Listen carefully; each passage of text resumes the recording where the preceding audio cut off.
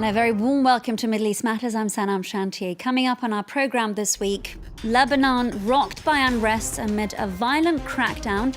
Protesters continue their call for an independent government, not affiliated with existing parties. Amnesty says a violent crackdown in Iran has left over 300 people dead and thousands arrested, including children. This during nationwide protests across the country back in November. Officials in Tehran have not published finalized data on those killed. Also coming up, for Sama, an intimate insight into a woman's experience of the Syrian conflict. Filmmaker Waad al-Kateab joins us on Middle East Matters to talk about filming and family on the front line. Now we start with Lebanon, which has been rocked by some of the worst violence since protests began 2 months ago. Over the past days, images have been pouring out of security forces using tear gas, rubber bullets and water cannons against crowds. The opposition movement accuses the ruling elite of corruption and mismanagement, whilst continuing a call for a government of independence. On the streets of the Lebanese capital, the movement is still standing strong after 2 months. The previously peaceful protests have now taken a violent turn. For several nights in a row, clashes have broken out between protesters and police. The demonstrations have been tense, particularly those close to the Lebanese parliament, which the movement sees as a symbol of corrupt and incompetent governance. We will not leave until they agree to our demands. They're the ones who stole the country. They're the ones who brought us to this point. I'm here and I've got nothing to lose. I'm ready to sacrifice my life for the revolution so that Lebanon can be a real homeland. For the first time in my life, I feel that I can dream of a new homeland, a real one.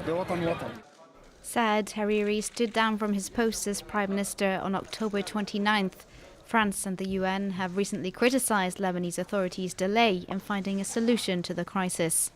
The political agenda, which takes time because it is dominated by a certain faith-based logic, is disconnected from the increasingly urgent economic situation. With debt peaking at over $87 billion, or around 150% of the country's GDP, fears of default are rising. This amid an explosive social context. Unemployment is soaring, and the country has been at a virtual standstill for the past 2 months. Now, at least 304 people were killed in Iran during a crackdown against protests across the country back in November. That's according to Amnesty International, which published a new report earlier this week, also drawing attention to the arrest of thousands of protesters as well as journalists, activists and students. Authorities in Iran, for their part, have yet to release any finalized statistics about the scale of the unrest. A massacre for human rights groups, but utter lies for the Iranian government.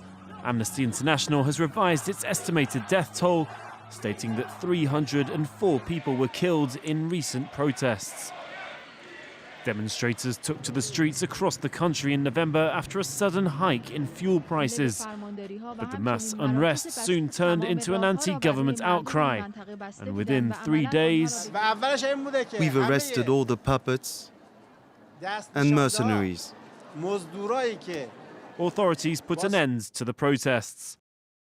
Testimony from eyewitnesses suggests that almost immediately after the Iranian authorities massacred hundreds of those participating in nationwide protests, they went on to orchestrate a wide-scale clampdown designed to instill fear and prevent anyone from speaking out about what happened. Amnesty International says Iranian security forces opened fire at close range on unarmed protesters. Most deaths were caused by gunshots to the head, heart and neck.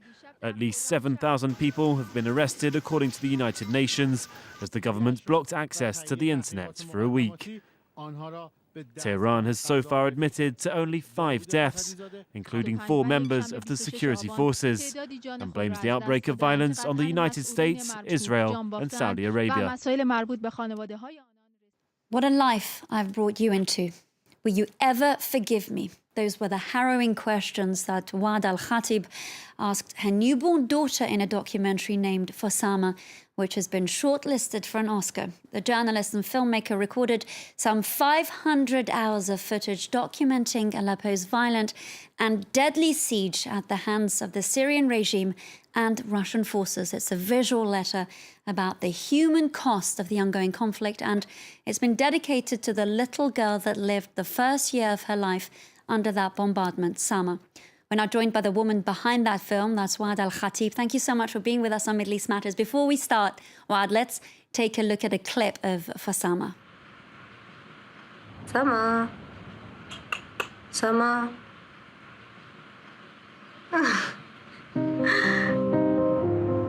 سما عملت هالفيلم مشانك. بدي إياك تفهمي شو اللي كنا عم نقاتل مشانه.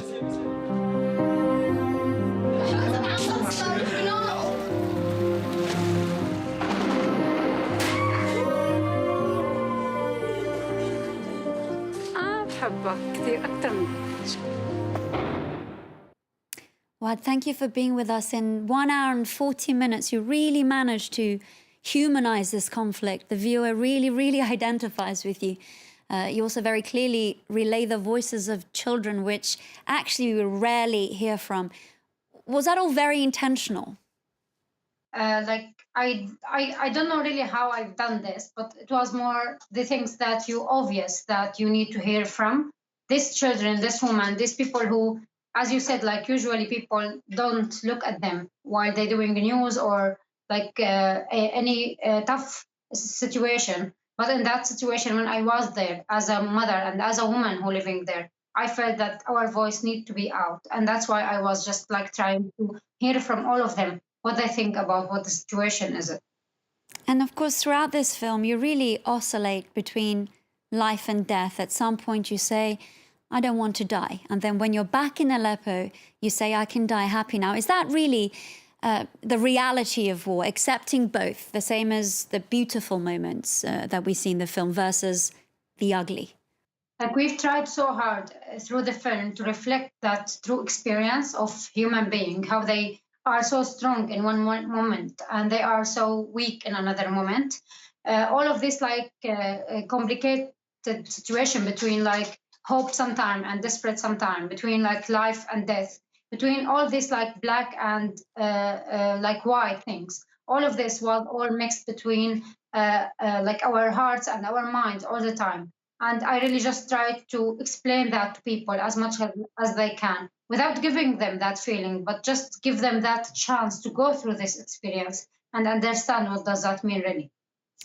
Waad, you say there's strength, there's weakness. There's also this moral dilemma that runs throughout the film, this question of, yes, you and your husband Hamza and the others had a very important cause, but what about the risks that you actually faced as a family and, of course, your baby Sama? Like during the Syrian situation, you can't really like look at this risk and say like, wow, it's too much, because we lost many people. Many people have been died while they were fighting for a better country for all of us.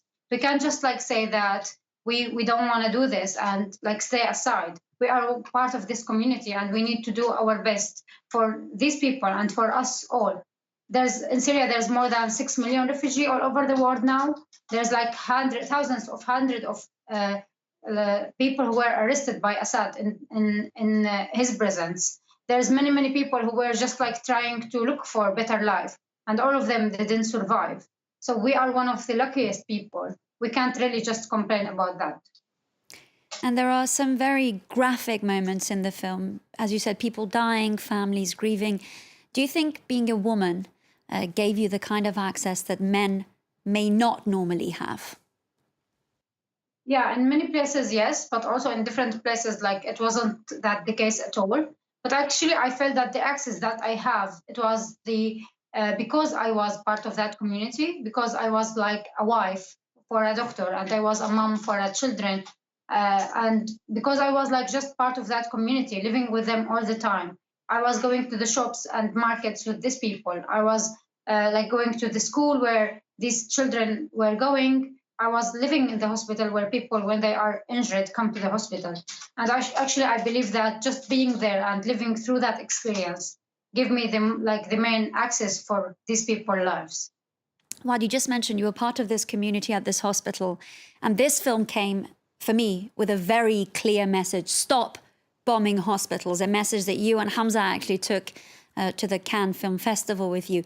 Waad, the international community didn't react then. Do you think anything will change now? I don't know really what that hope about that, but we really believe that we need at least to do our duty to that. We need to tour with the film all over the world. We took the film to the UN. We are planning to go to the Congress. We came to many politician and politic events, and we are trying really to bring these people who can make difference in this world and put them in front of this experience to watch for Sama and understand what life look like. Because usually all these people, they deal with Syria as just like numbers or ripples. While now we give them access to go there and experience that feeling. We hope that will encourage them to take their responsibility and do something for the people who are still living in Syria under these bad circumstances. And Waad, your family has now claimed asylum in the UK. Does that really feel like a new beginning? Or, I suppose, as with all refugees, are you left with this real great sense of loss? Actually, I don't think anyone of any refugee all over the world can move and forget about what they went through. This experience which we had, it will not, nothing will heal that a part of justice. We're still thinking every day of the people who still stayed in Syria until now, and they are suffering from the same bad circumstances. And we're just trying to do what we can do from here, from this great platform which the film provided us, to tell the world and remind them about what's happening in Syria and look for a real action to help these people. And an extraordinary job you're doing, Waad al-Kateab. I'm afraid that's all we have time for. Thank you so much for speaking to us about For Sama. It's certainly one of the most moving films that I've seen. And thank you for watching this edition of Middle East Matters. Do stay tuned.